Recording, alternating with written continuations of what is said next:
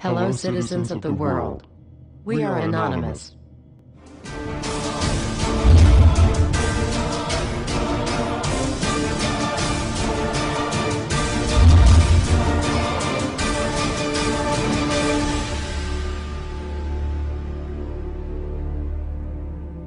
Dear brothers and sisters, now is the time to open your eyes. In a stunning move that has civil libertarians stuttering with disbelief, the U.S. Senate has just passed a bill that effectively ends the Bill of Rights in America. The National Defense Authorization Act is being called the most traitorous act ever witnessed in the Senate, and the language of the bill is cleverly designed to make you think it doesn't apply to Americans. But toward the end of the bill, it essentially says it can apply to Americans if we want it to.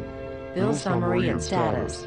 112th Congress, 2011 to 2012, S. 1867. Latest title, National Defense Authorization Act 4. This bill, passed late last night in a 93-7 vote, declares the entire USA to be a battleground upon which U.S. military forces can operate with impunity, overriding posse comitatus and granting the military the unchecked power to arrest, detain, interrogate and even assassinate U.S. citizens with impunity. Even Wired magazine was outraged at this bill, reporting, "Senate wants the military to lock you up without trial." The detention mandate to use indefinite military detention in terrorism cases isn't limited to foreigners. It's confusing, because two different sections of the bill seem to contradict each other.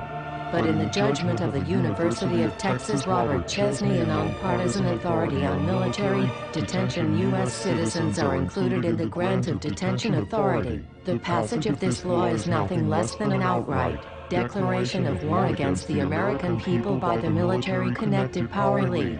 If this is signed into law, it will shred the remaining tenets of the Bill of Rights and unleash upon America a total military dictatorship, complete with secret arrests, secret prisons, unlawful interrogations, indefinite detainment without ever being charged with a crime, the torture of Americans and even the legitimate assassination of U.S. citizens right here on American soil. If you have not yet woken up to the reality of the police state we've been warning you about, I hope you realize we are fast running out of time. Once this becomes law, you have no rights whatsoever in America, no due process, no First Amendment speech rights, no right to remain silent, nothing. The U.S. Senate does not want us to speak. I suspect even now orders are being shouted into telephones and men with guns will soon be on their way. Why? Because while the truncheon may be used in lieu of conversation, words will always retain their power. Words offer the means to meaning, and for those who will listen, the enunciation of truth. And the truth is, there is something terribly wrong with this country, isn't there? Cruelty and injustice, intolerance and oppression, and where once you had the freedom to object, to think and speak as you saw fit, you now have censors and systems of surveillance coercing your conformity and soliciting your submission. How did this happen? Who's to blame?